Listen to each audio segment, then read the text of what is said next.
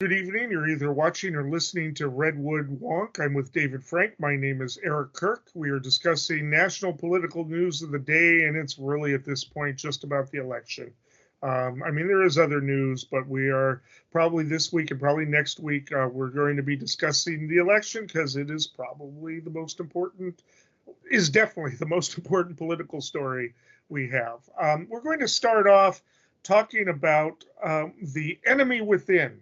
This is some very disturbing remarks, at least disturbing to me, maybe not to other people, that Trump has made and doubled down on, stating that there is the enemy within. These are Americans um, who are of the extreme left, and that he may need to use the National Guard or perhaps even the military to deal with. And when some other Republicans, some Republican supporters in the Senate or Mike Johnson in the House have been asked about it, they either say, well, he's not referring to them. He's referring to the gangs that came in from Mexico and are now here. And no, he is very specific. He talks about Adam Schiff as an enemy within and Nancy Pelosi. And he has said that we may need to use the military to put down demonstrations in the urban areas. And he is not backing off of it. And this came up in Harris's interview as we were recording last week. They were releasing the interview between Bayer of Fox News and her, and of course, who won that exchange. It depends on who you support. You go back and forth across. But one thing Bayer did concede is she got her viral moment. That's what people look for, what candidates look for in debates and interviews, is a viral moment that's going to benefit them. And of course, Bayer put up a video in response to her claim about Trump referring to the enemy within, and it turned out to be not the right video. It wasn't even him referencing it. It was part of it, but it was clearly edited, and that came out, and he later on admitted it was a mistake. But he didn't admit it in real time. There, he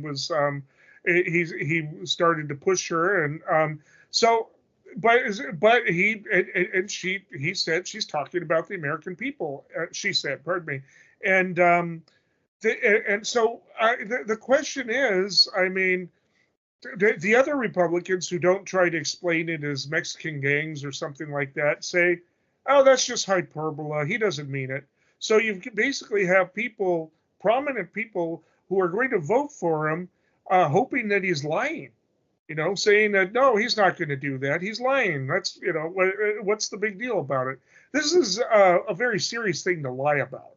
And there are a few angles that we can take in discussing it. We can also talk about his trip to McDonald's and his dancing and his comments about Arnold Palmer, but I actually think those are distractions. This is the important thing that the media should be focusing on, and unfortunately they get distracted with the stupidity or the dementia even, and they don't focus in on this reality. Dave? Yeah, thank you for that setup as always. I do think that like the first sort of baseline premise that needs to be just acknowledged, the elephant in the room, so to speak, is that when people tell you their opinion on things and they say it not just once or twice or three times, but I think we're talking many dozens of times, when Trump says that he views people who disagree with him and challenge him and are opposed to him as enemies, take him on his word. And when he says that he wants to be dictator for a day, he probably means it. I know that it was tongue in cheek, but I think that's almost like letting the cat out of the bag. And so what do I mean by that? He stated clearly in interviews and rallies time after time that he perceives a dangerous threat from the left. And he's not just talking about disagreements that are political disagreements. He's been targeted by people that oppose him in his perspective. So he's including media, academics, politicians by name. He's talked about senatorial candidate Representative Schiff, by name. He's mentioned Representative Pelosi, former Speaker of the House. He's named specific media outlets. He's named specific media personalities. So, I mean, he's obviously put a lot of thought into this. So that's like one premise here. The other thing is people in his inner circle. So former staff members, high-level staff members, military staff members, they've said, look, he doesn't have the temperament. We've learned, like, he was president, and people who worked most closely with him are now in alignment. Many of them are in alignment, saying, no, he does have authoritarian streak within him, and he would General Milley outright called him a fascist. Exactly, and that's chief of staff, former, Joint Chiefs of Staff Milley, if I remember correctly. That way, he was the top military officer in the entire military. Again, that's just a premise here. These are facts. Like, Trump has said the things that he said. People who worked for him said the things that they said about him, and they haven't just been observing firsthand next to him and with him in meetings and crisis situations, but also they continue to opine publicly in the media through the present. Like, that's the thing. People are going on into interviews regularly, weekly. So this is happening, right? So then the question is, like you said, why is it important for us to acknowledge that Trump is saying, hey, there's this enemy within, and they're a threat? I mean, there's lots of different ways you could point to it. Like, there's been a lot, like you said, there are a lot of Republicans who support Trump as his candidacy, former President Trump's candidacy, and they have said the things that you said, like, well, he speaks in hyperbole, or this is just his style, that you don't take him seriously, but I'm going to point to the people that are saying, well, he's not saying what you think he's saying, right? They're actually gaslighting, which is, they're basically saying, you're not hearing the words the way he's intending them. Basically, what they're saying is he's real, like Maria Bartiromo, not to call her out because she's no better or worse than any other person who supports Trump and is in the media sphere necessarily. I don't have animosity towards anyone, but certainly I don't mean to pigeonhole her or point her out. But the shoe fits, right? So she recently did this interview where she said, hey, there's all these hordes of people coming across the border, and there's all this threat of what if you don't win, what if you do win? If you win, are you worried about, violent uprisings and protests around the country of all these rapists and murderers and et cetera? And which is obviously a pretty out there question to begin with. But then Trump's response was, to be honest, that's not what I'm worried about. What we're really worried about, the true enemy within. And then he goes on and speaks to all the things that we just talked about. Well, Maria Bartiromo expressed outrage when the media came down and said, hey, Trump just said these things in her interview.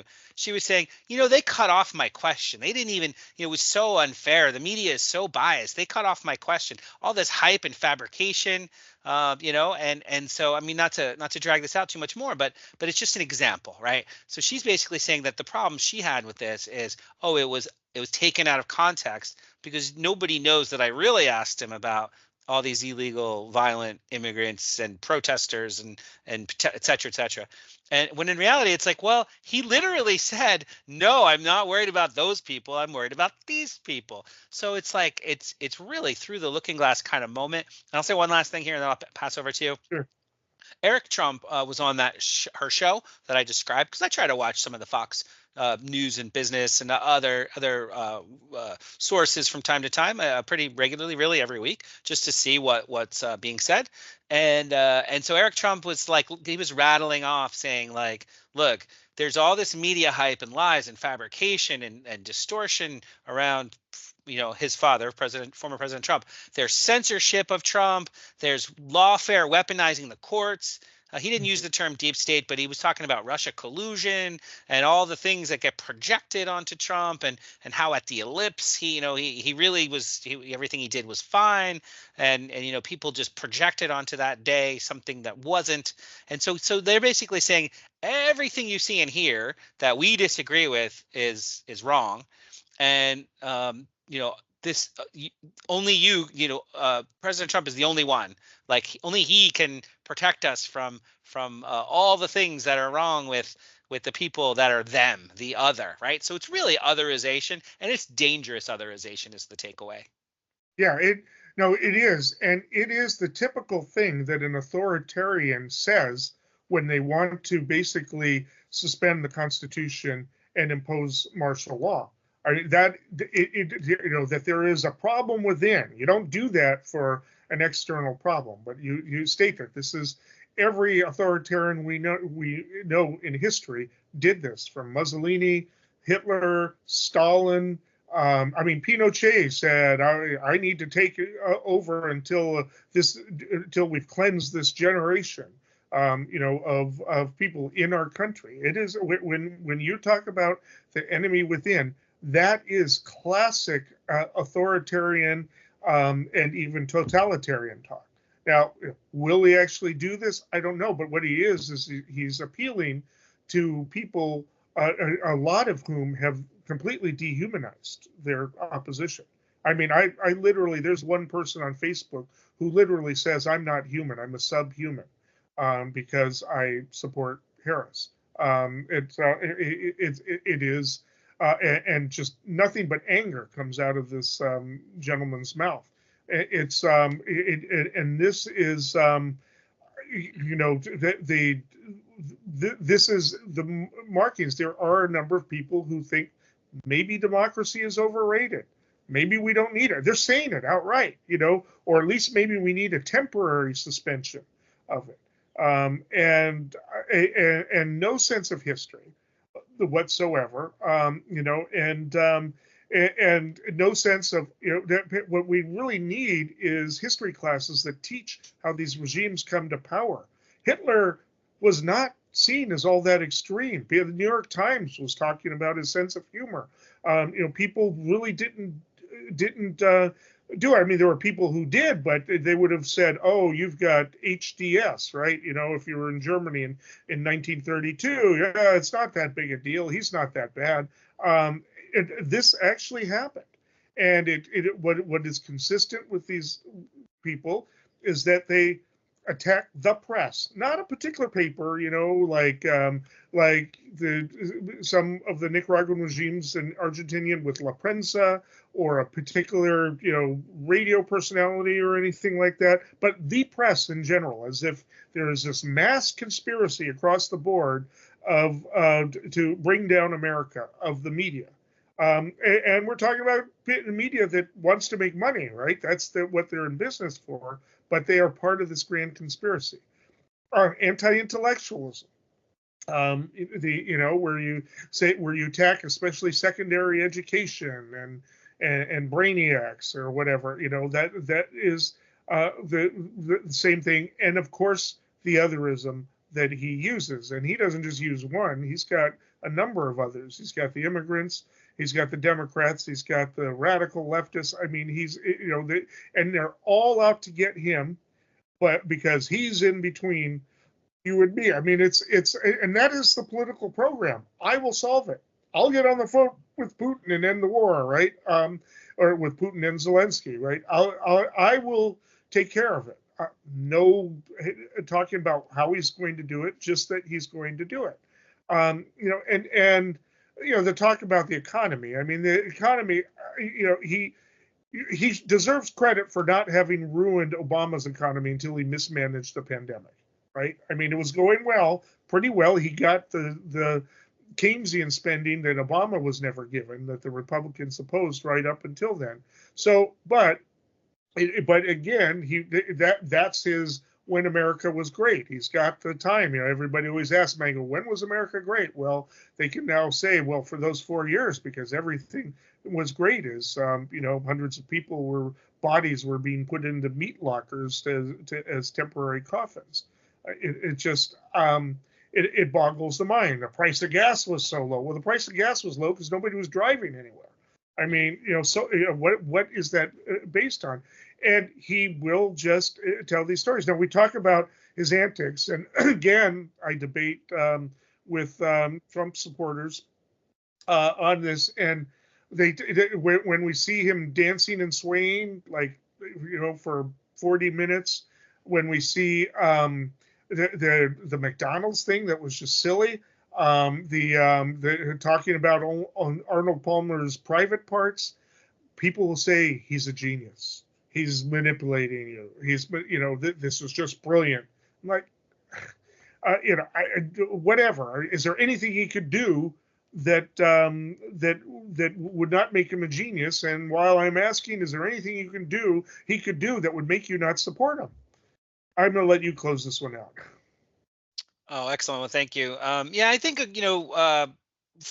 as a way to frame this, to kind of wrap it up, that I have to, I hate to say that we're pointing to comedian again, but Jon Stewart covered this last night, yes, which was really quite insightful. Not just the entertaining part, but really realistically insightful, because he showed clips of right. He said, Trump said that former Speaker Pelosi is basically an enemy of the people, enemy of the state, and needs a dangerous threat. And then so Stewart joked that let's go to Speaker Mike Johnson, and certainly he'll have something profound to say about this. And then he was like, just kidding, not happening. And then so Mike Johnson, they showed a clip of him. And he said, oh, no, Trump is only referring to the marauding, this is a quote, marauding gangs of dangerous and violent people. And I mean, people are like, oh, yeah, that's a thing. But there's no marauding gangs of dangerous and violent people anywhere at all. I mean, it hasn't happened anywhere. Remember the day that they tried to subvert the peaceful transfer of power, but he used the term overthrow the government. And then he said, it didn't work. But attempted murder isn't the same thing as never tried the murder, right? So it's like, well, there was no overthrow of the government, but there was a strategy that people on his own team admitted to. Yeah. So again, talking about these things are really quite absurd, but they're important, and if you really can reflect on that danger, hopefully that helps inform people's opinions a little bit better than the gaslighting and confusion about what's really being said.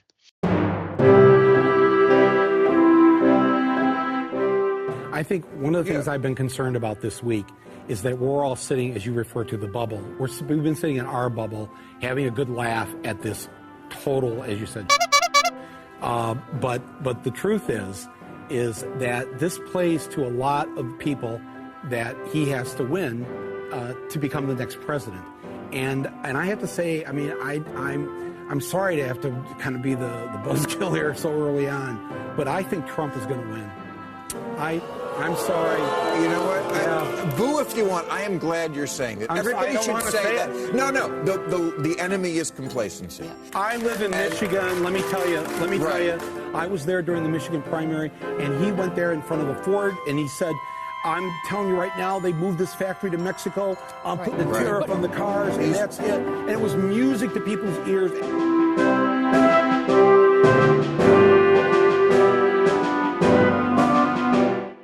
So Harris has embarked on a new media strategy. She was accused of avoiding interviews, and now she's doing them like crazy.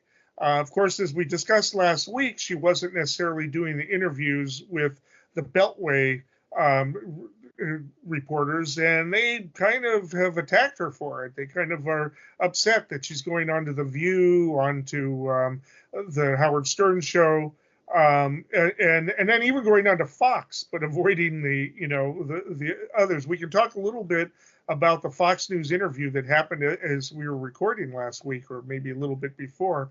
And there's been a lot of discussion about whether or not she fared well out of that or took a hit, maybe a little bit of both. But as Bayer admitted, she got her quote unquote viral moment with that thing. So, but she is doing interviews, what her opponents are calling softball interviews, but it's not like Trump is doing any tough interviews.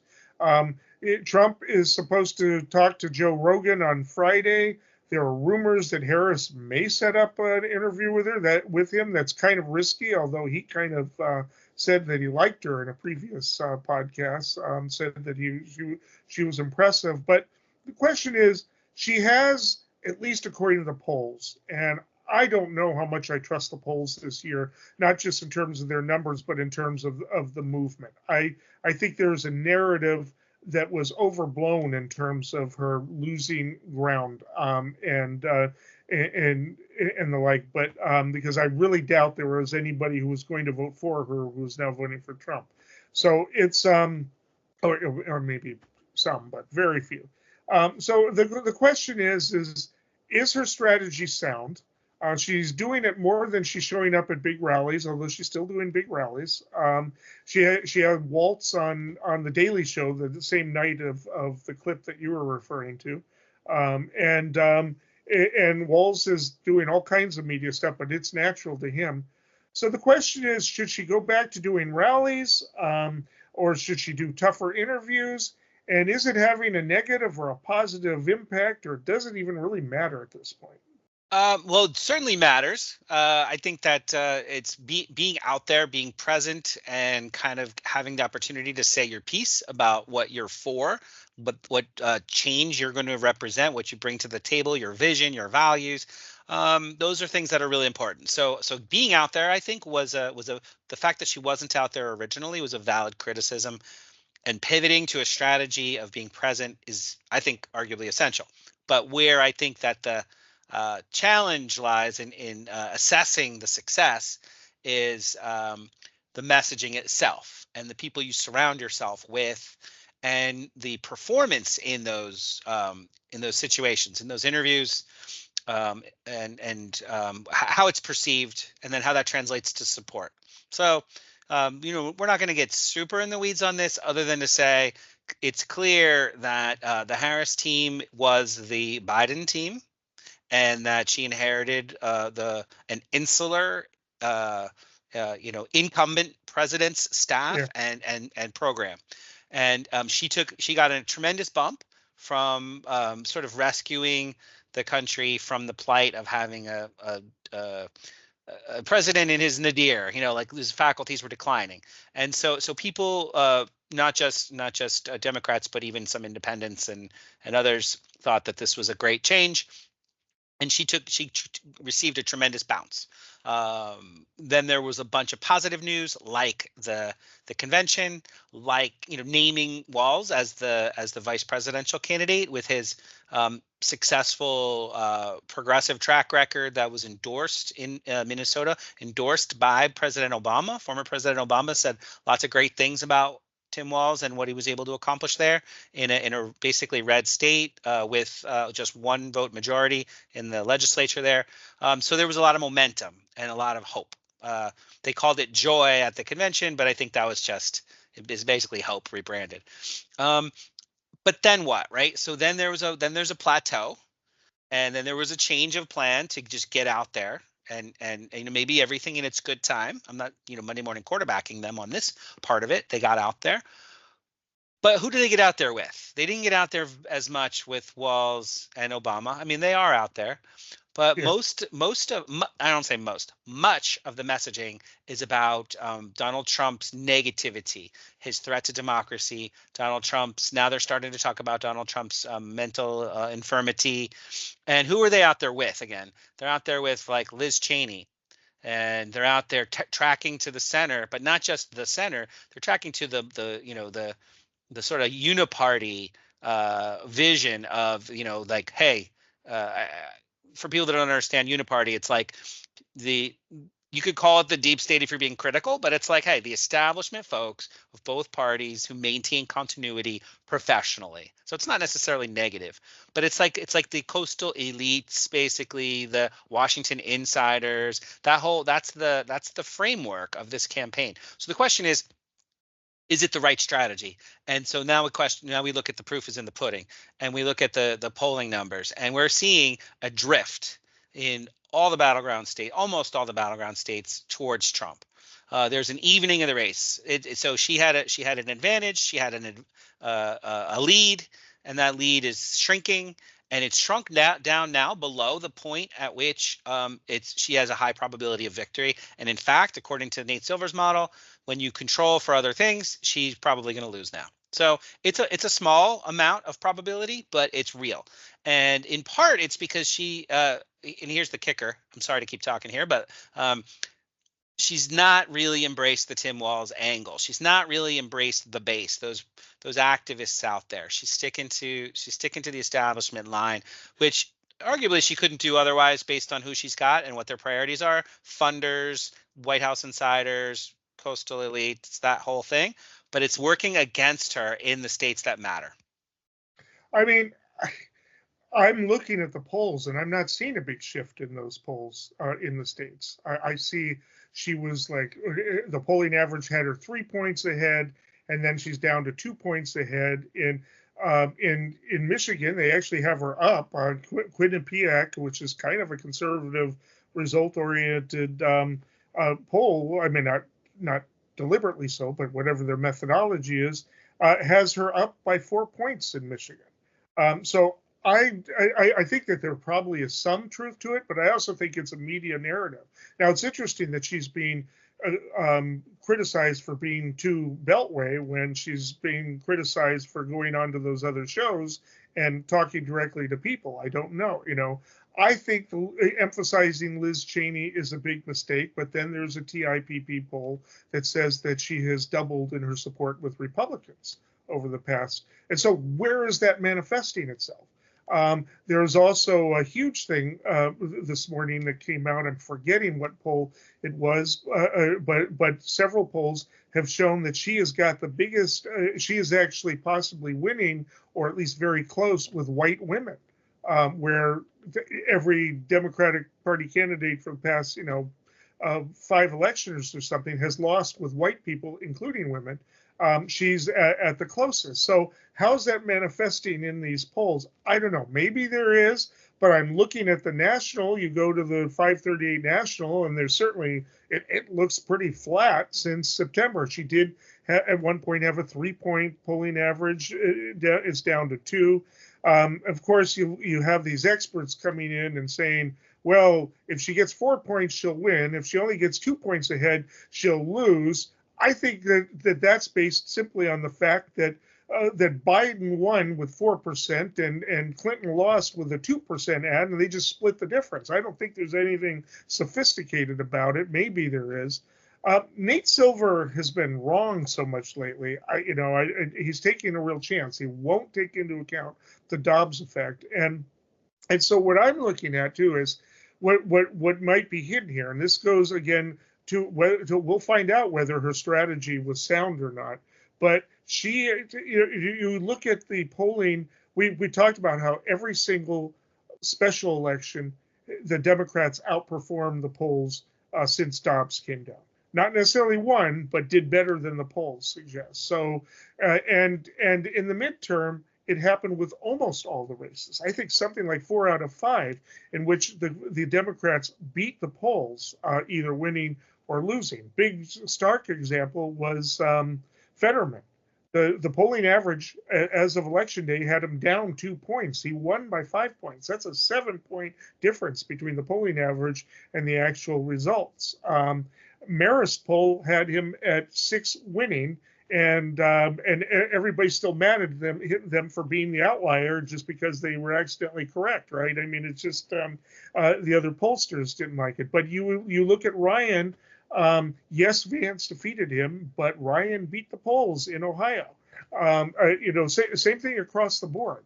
So not with everybody. You can find House races that were different, but polls, I don't trust polls at those levels very much because it's just not enough people to get a really sufficient sample. So is her media strategy working? I don't know. Should she go on the Joe Rogan show? Yeah, I think she should.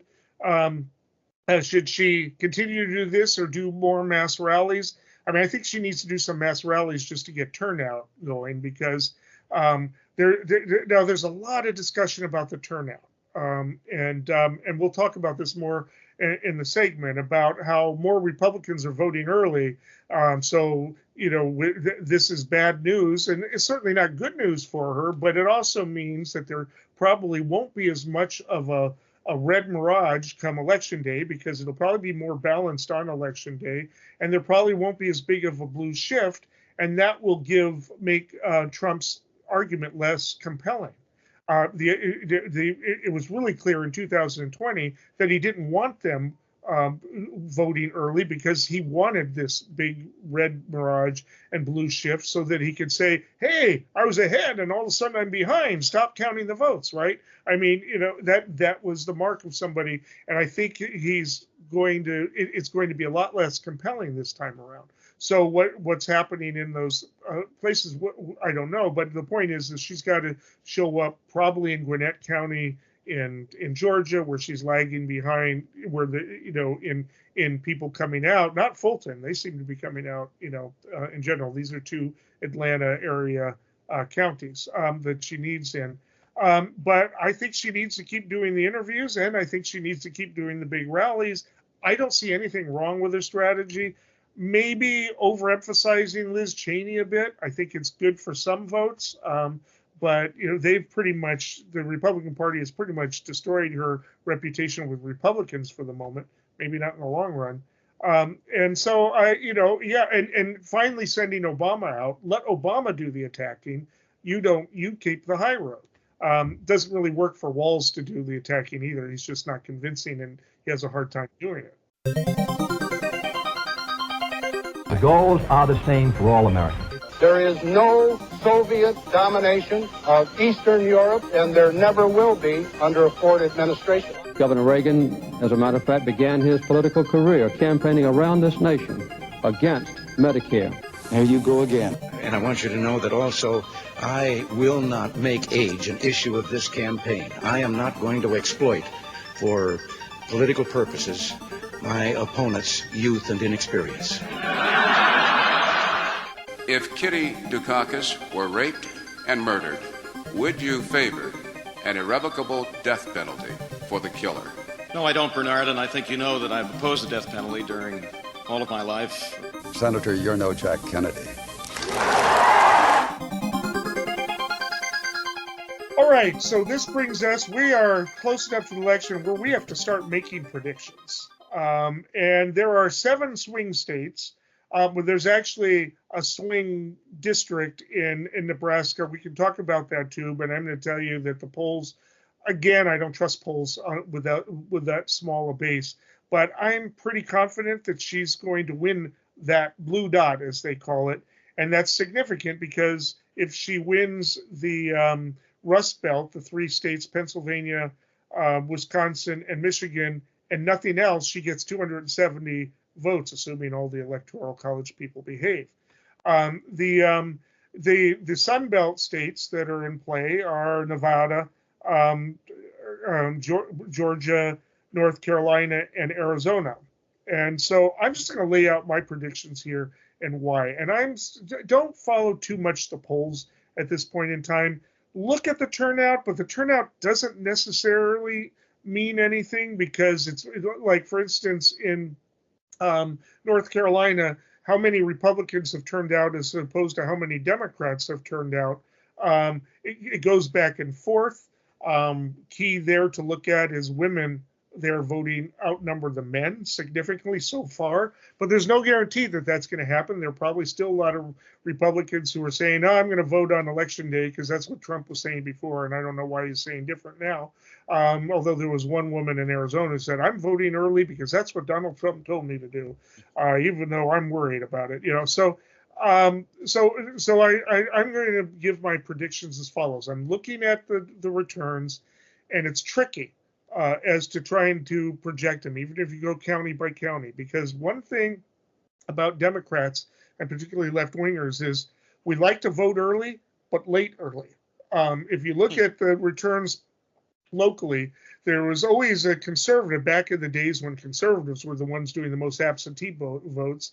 And then there was always a big advantage for them as late as 2018. And then the same day vote was always to the advantage of the left side. Well, it turns out that the last few days of the early voting was pretty much more like election day than other early voting. So I do think the Democrats are going to turn out. Also, there's stories saying that there are people who are driving by in the urban areas and just seeing that the lines are way too long and saying, I've got a couple of weeks to do it. I'll get it in at some point. So the turnout right now doesn't mean a whole lot, but this is what I'm going to predict. I'm predicting at this point that Harris wins Pennsylvania and Michigan and Wisconsin. She's doing well in those polls. I think she's going to get surprise votes. That the polls are probably going to move in her favor. Not the polls. The results are going to be over what she polled for, particularly in Pennsylvania and Wisconsin.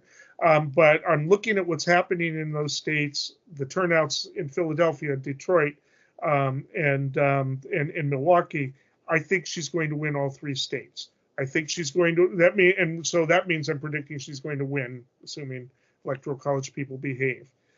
Georgia, I'm thinking she's probably going to lose. I don't know this, but again, looking at the particulars, and we can get into it, of the returns, men for a while were outnumbering women. Women have caught up a little bit. Democrats have caught up a little bit. But I think Georgia is a tough one for them to win. There are also some issues of people showing up and saying, I'm registered to vote, and having problems with that. Not huge ones, just a few of them. She has not polled well in Arizona since the beginning.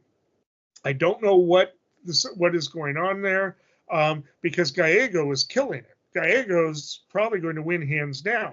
So why are there voters that either really like Gallego or seriously dislike Kari Lake voting for Trump, or just not voting for Harris? I don't know. Maybe it has something to do with the border. Nevada, people are really worried about the turnout. So I'm saying that, pardon me, Harris will lose Arizona. Nevada is the last one.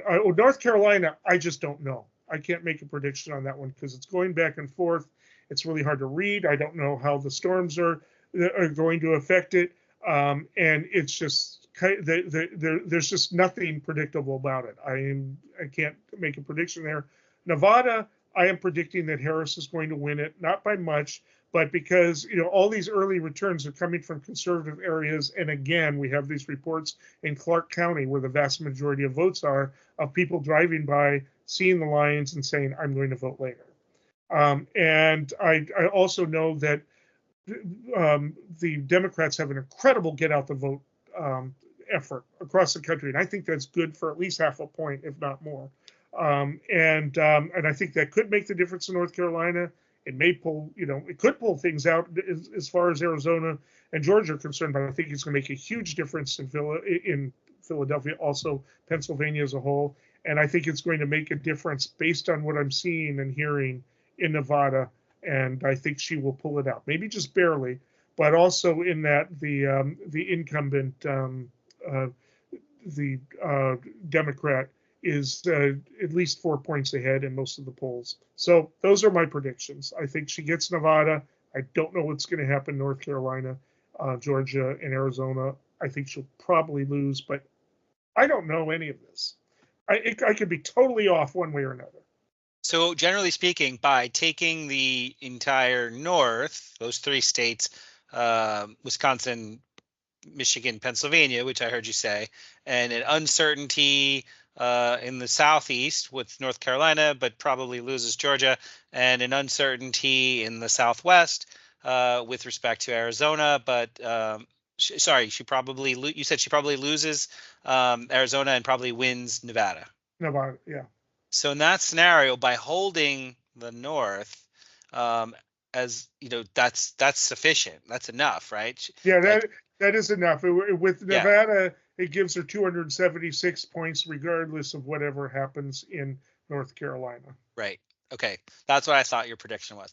So I think that part of the reason, and it's solid, and it's just as good as an informed opinion as any of the other people in such a close race. Yeah, it's a toss up, and the 5 different models or so that are reputable, 4 different models depending on your opinion, they're all very close. They all use very different ways to get there, but we are talking less than a half a point for any given state, for any given model. So it's like razor thin no matter how you cut it.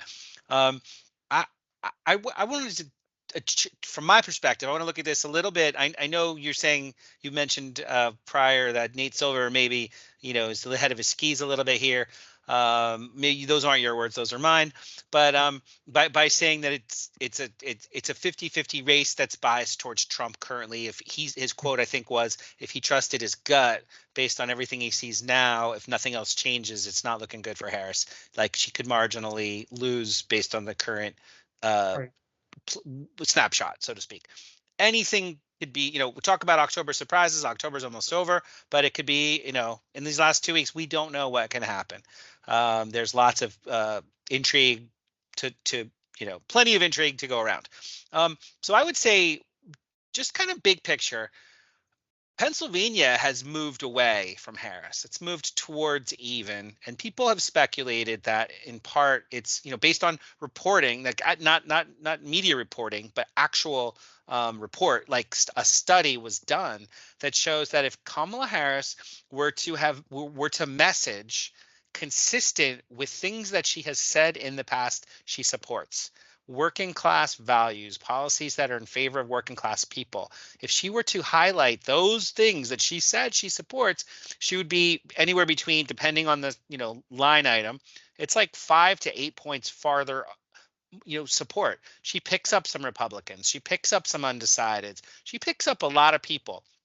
And then as you get further and further towards how she's actually been campaigning in Pennsylvania, the choices that she's been making about focusing on how bad Trump is and the threat to democracy, that's actually a negative. So it's like negative. It was like negative 0.7. So when you ask all people, Republicans, independents, and Democrats, by using that as the line of messaging, it hurts her more than it helps her.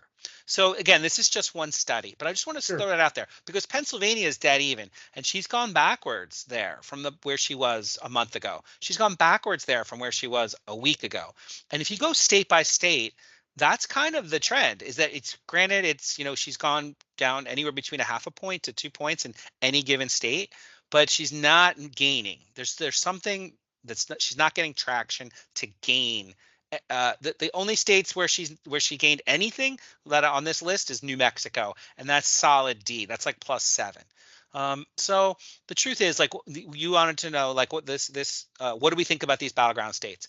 I think Michigan and Wisconsin are solid. She basically stopped losing ground there, and she's ahead.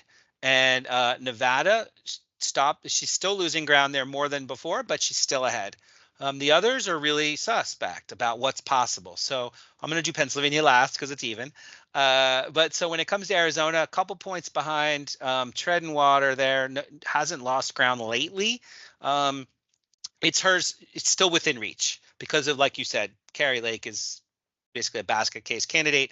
Ruben Gallego is a solid candidate. There's a good chance. He has a good chance there. Maybe people will bridge that gap in a way, like you said, the Dobbs effect. There's lots of, because Kari Lake is a wingnut on so many different, not personally, but her policies are what's the word? They're provocative, and the way she expresses herself, she just doesn't seem like a great senatorial leader. So Harris, I think, will ultimately benefit from that, but I don't know. I don't think she wins Arizona either. I'm in agreement with you there. Georgia is tough. Georgia, she's lost more ground recently, and that's challenging for her. So maybe she doesn't win Georgia. I don't think she wins Georgia. And then North Carolina, that's just razor thin, treading water. It's so important. So many resources there. That gubernatorial candidate there, he's damaged goods, and that could work in her favor. All things being equal, she probably can pull out North Carolina. So she splits North Carolina and Georgia. She splits Arizona and Nevada. Pretty well ahead in Nevada, looking good in Nevada. She basically that means that it's all going to come down to Pennsylvania, which is what everybody's been saying. And so Pennsylvania, I think that the jury is still out on this one. It seems to be dead even. It seems to be just massive amounts of resources going there. If I had to guess, there would be a kind of come to Jesus moment, so to speak, and they realize that they have to speak to 4 cities in Pennsylvania. Philly, Pittsburgh, Harrisburg, Scranton, like full court press on just like get the vote out in those places. And Tim Walz going to the rural areas and saying, like, look, we get it. We are a pro family, working class, we understand you. I understand you. Look at what we did in Minnesota. Look at how bipartisan I've been. So instead of the bipartisan message being Trump's a threat to democracy, and the bipartisan message being Trump is, got mental infirmity, age infirmity, character flaws. His people, his staffers hate him.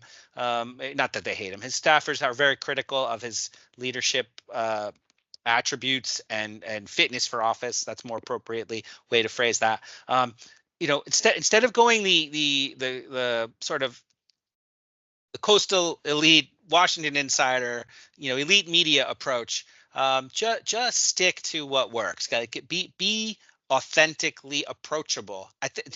Not that they have to listen to me, but that's how you break out of this evenness, losing the way they losing ground a little bit, because I just don't want it to be the case that they say at the end that, well, it was all because they picked Walz over Shapiro, right? Let Walz do Walz, and he could hold Pennsylvania. I think that's really the case. And so that being said, you and I only I don't even know if we disagree on any state other than that. I could say I think Pennsylvania goes her way, but it's indeterminate still. Something has to change. I mean, there's a couple of things to really consider. She has a ground game. He farmed his out. She's got volunteers that are making phone calls. It doesn't make a huge difference, but Carville says it could make anywhere from 0.5 to 1.5 difference depending on where and in the state.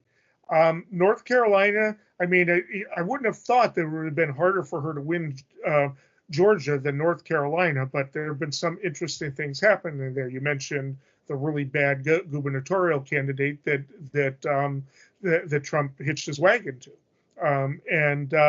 but also there is some suggestion that it may be that Trump's antics against FEMA and all of that during the crisis may have hurt him in even the rural areas of the western part of the state. It doesn't take much. And the other factor is that it's weird that the polls are so contradictory, because how is it that more Republicans are supporting Harris than Democrats are supporting Trump, and yet there are more Democrats than there are Republicans? So it just mathematically doesn't make sense to me for it to be so even if that is true. One of those has to be wrong. And that's why I'm sort of not going with the polling, but you can't go with the with just the turnout too, because the turnout dynamics depend on a lot of things. Now, Democrats are doing really well in turning out early in Pennsylvania, but they did last time too, and it was really close.